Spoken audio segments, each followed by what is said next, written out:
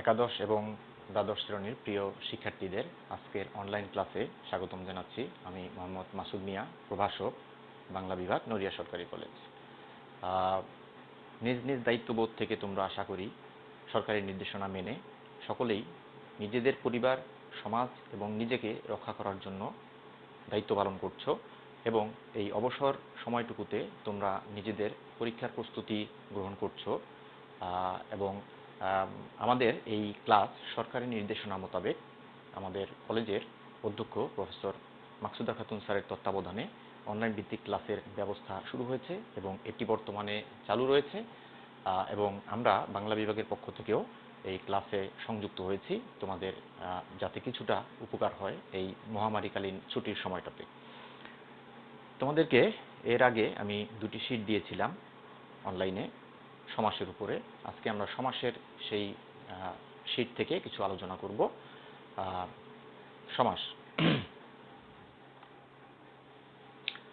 সমাসের যেই গতানুগতিক সংজ্ঞা রয়েছে সেই সংজ্ঞা না করে আমরা একটি উদাহরণের মাধ্যমে সমাস কাকে বলে সেটি বোঝার চেষ্টা করব। চলো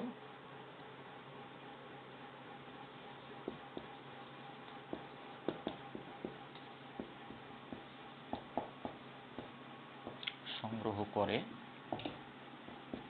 যে মাছি, মৌমাছি মৌ সংগ্রহ করে যে মাছি। এখানে এটি পূর্বপদ এবং এটি পরপদ, পূর্বপদ পরপদ।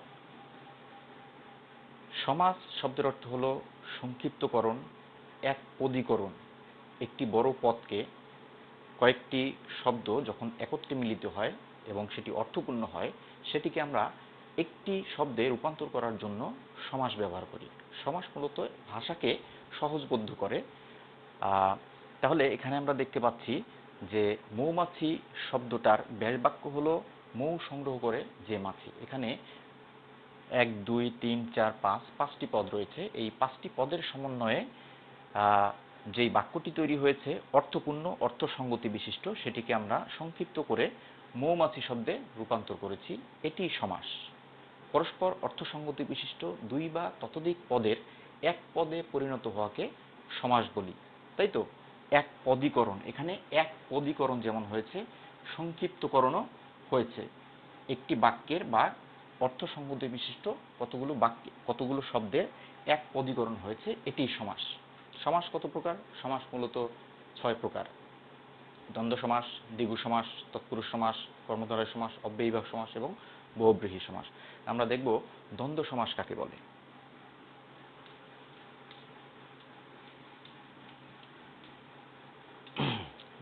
দ্বন্দ্ব মানে সমান সমান। দ্বন্দ্ব হয় সমান সমানে সাধারণত। এটা বোঝার জন্য বলছি আমরা যে সমান সমান না হলে দ্বন্দ্ব হয় না।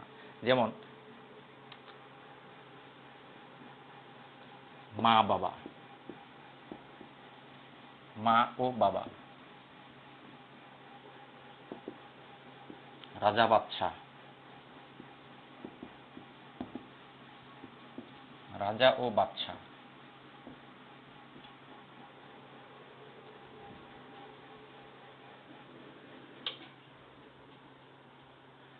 রাজা বাদশা, রাজা ও বাদশা।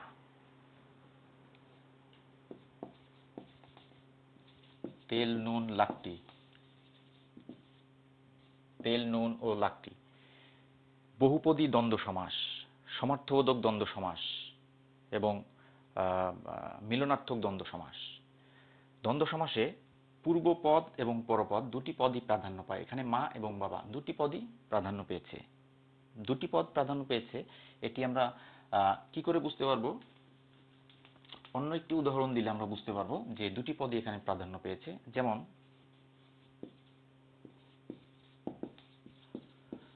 চৌরাস্তা, চার রাস্তার সমাহার, চার রাস্তার সমাহার।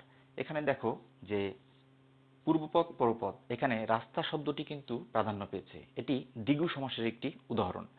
কোন সমাসে কোন পদটি প্রাধান্য পায় এটি নিয়ে তোমাদের আমি একটি ছন্দ ক্লাসে বলেছিলাম, হয়তো শিটে নেই, আমি আবার একটু সেটা লিখে দিতে চাচ্ছি তোমাদের।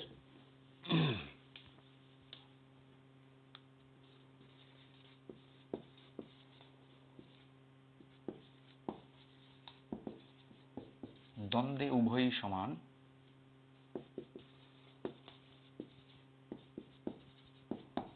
দিতকে গাই পরপদের গান,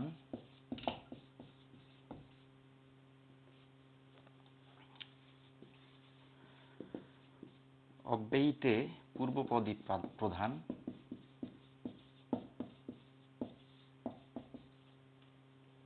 বহুব্রীহির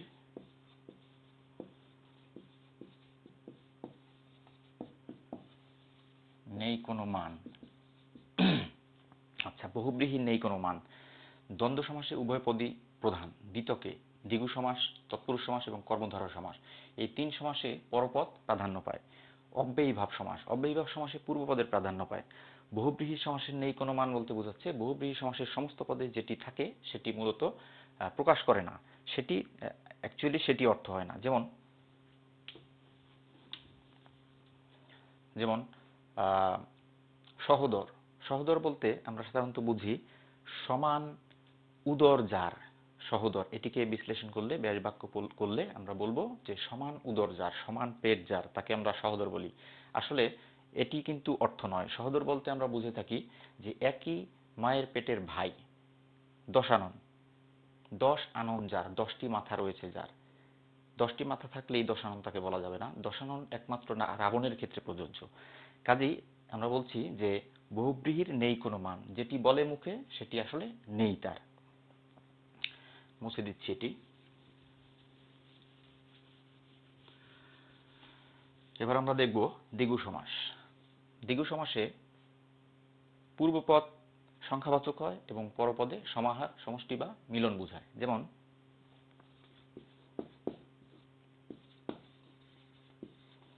চৌচালা,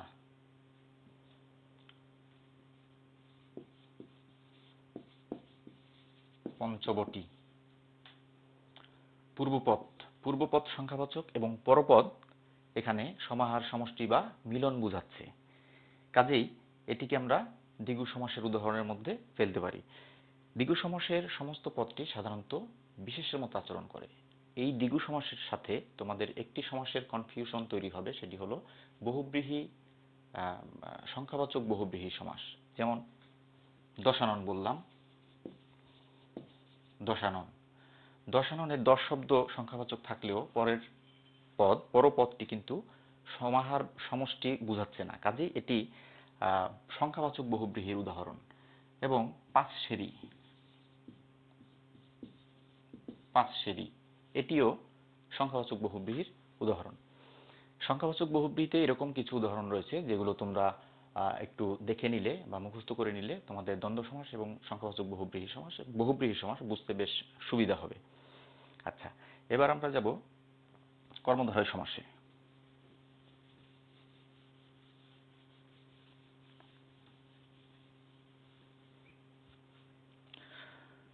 কর্মধারয় সমাস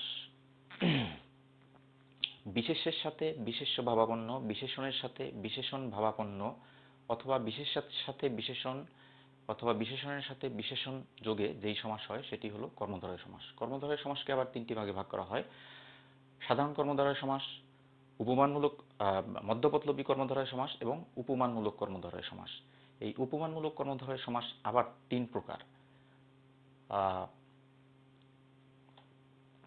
উপমানমূলক কর্মধারয় সমাস, উপমান কর্মধারয় সমাস, উপমিত কর্মধারয় সমাস এবং রূপক কর্মধারয় সমাস। আমরা দেখব সাধারণ কর্মধারয় সমাস।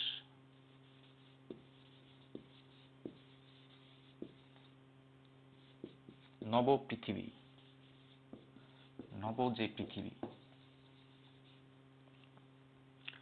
সাধারণ কর্মধারয় সমাস, নব পৃথিবী, বিশেষণ বিশেষ্য।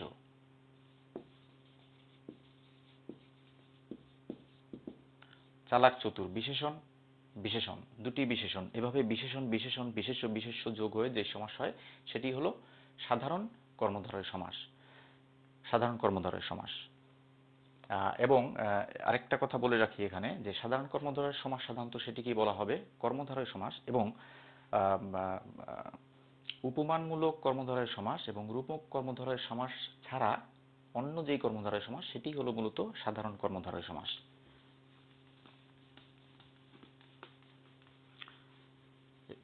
এবার আমরা দেখব মধ্যপদলোপী কর্মধারয় সমাস। মধ্যপদলোপী কর্মধারয় সমাস এবং উপমানমূলক যেই কর্মধারয় সমাস, এটি ছাড়া যেই সমাস সেটি হলো সাধারণ কর্মধারয় সমাস। মধ্যপদলোপী কর্মধারয় সমাস।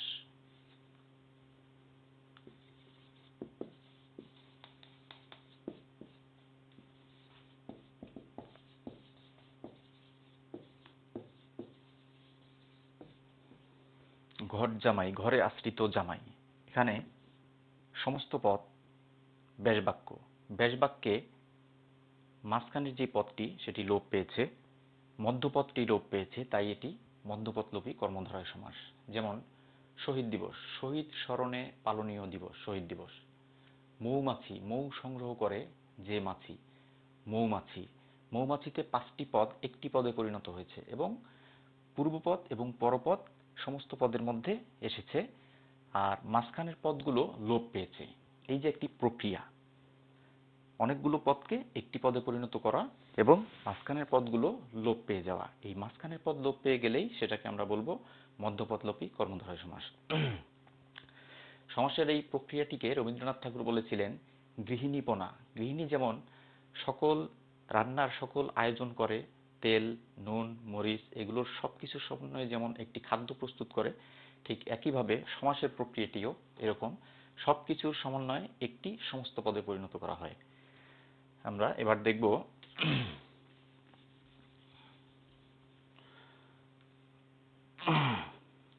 রূপক কর্মধারয় সমাস। রূপক কর্মধারয় সমাস, উপমানমূলক কর্মধারয় সমাস। উপমানমূলক কর্মধারয় সমাস 3 প্রকার: উপমান কর্মধারয় সমাস, উপমিত কর্মধারয় সমাস এবং রূপক কর্মধারয় সমাস। উপমান কর্মধারয় সমাস, উপমানমূলক কর্মধারয় সমাস, এটি বুঝতে হলে প্রথমে বুঝতে হবে যে উপমান কি এবং উপমা কি। আমরা একটু উদাহরণের সাহায্যে বোঝার চেষ্টা করি। পাখির নীড়ের মতো চোখ তুলে তাকায় নাটোরের বনলতা সেন। এই পাখির নীড়, নাটোরের বনলতা সেনের চোখ কিরকম? পাখির নীড়ের মতো। পাখির নীড়, নাটোরের বনলতা সেনের চোখ।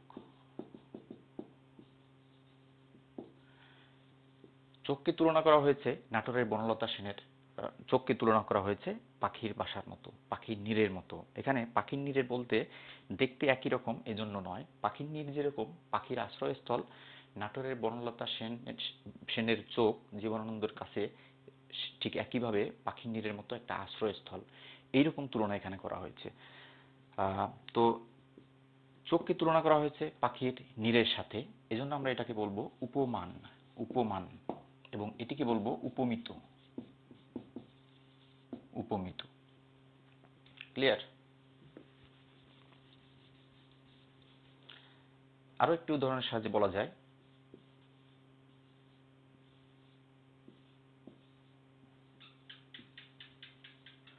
কচি লাউয়ের ডগার মতো বাহু দুখান সরু, গা খানি তার শাওন মাসের যেমন তমাল তরু।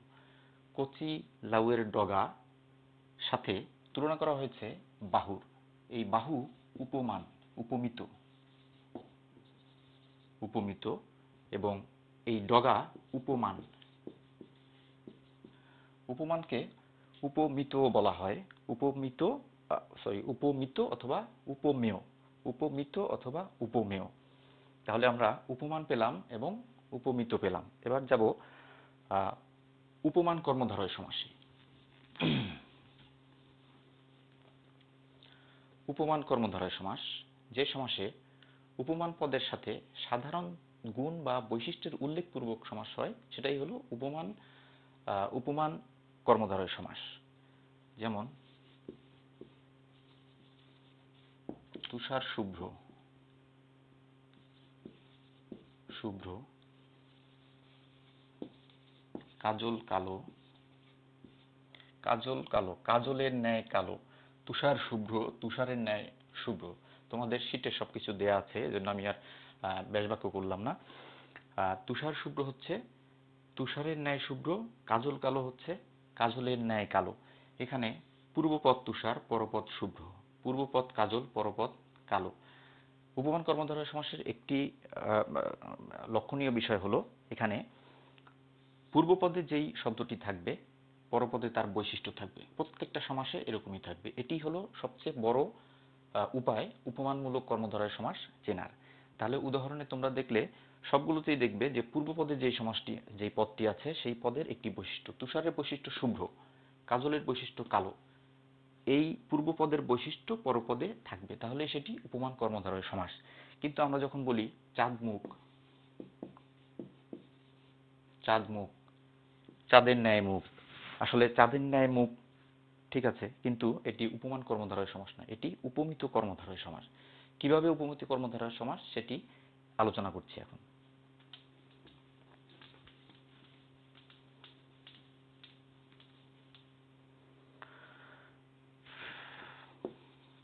চাঁদ মুখ, ফুলকুমারী,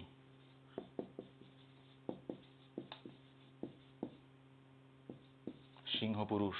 চাঁদ মুখ পূর্বপদ, পূর্বপদ ফুল, পূর্বপদ সিংহ, পরপদ পুরুষ, পরপদ কুমারী।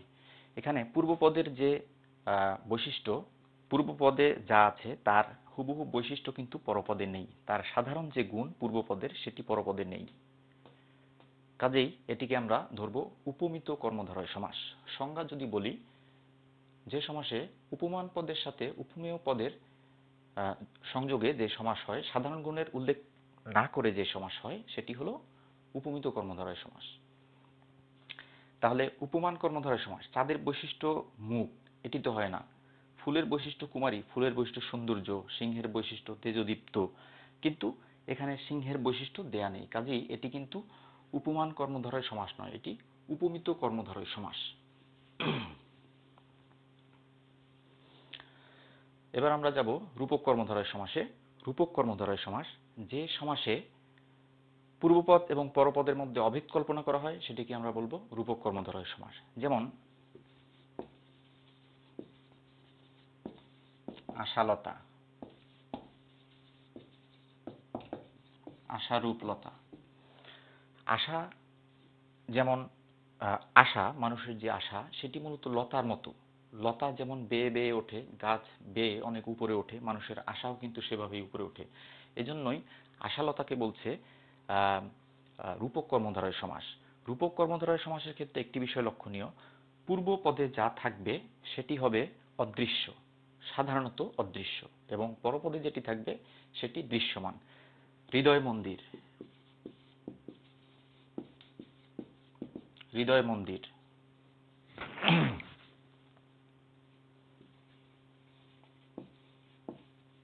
জ্ঞান বন্যী, জ্ঞান রূপ বন্যী। রূপক কর্মধারয় সমাসের ব্যাসবাক্য হয় রূপ, মাঝখানে রূপ শব্দটি থাকে। মন মাঝি, মন রূপ মাঝি। এরকম পূর্বপদে সাধারণত অদৃশ্য থাকবে, পূর্বপদটি অদৃশ্য থাকবে এবং পরপদটি দৃশ্যমান থাকবে। কোনো কোনো ক্ষেত্রে ব্যতিক্রম থাকে, যেমন আখি পাখি, পূর্বপদে আখি দৃশ্যমান এবং পরপদের পাখিও দৃশ্যমান, এটি ব্যতিক্রম। কয়েকটি ব্যতিক্রম এরকম রয়েছে। তো আশা করি তোমাদের এই সমাসের ক্লাসটি উপভোগ্য হয়েছে এবং কিছুটা হলেও তোমরা উপকৃত হবে। আর কোনো সমস্যা যদি থেকে থাকে তাহলে আমাদের যেই কলেজের যেই অনলাইন গ্রুপ রয়েছে সেই গ্রুপে তোমরা নক করবে এবং প্রশ্ন করবে, আমি সেটার যথাযথ উত্তর দেব। আগামী দিনগুলো তোমাদের ভালো থাকুক এবং মহামারীর এই সময়টাকে নিজেরা কাজে লাগাও, পরীক্ষার জন্য প্রস্তুতি নাও, এই আশা রেখে আজকের মতো অনলাইন ভিত্তিক ক্লাস শেষ করছি। সকলকে ধন্যবাদ।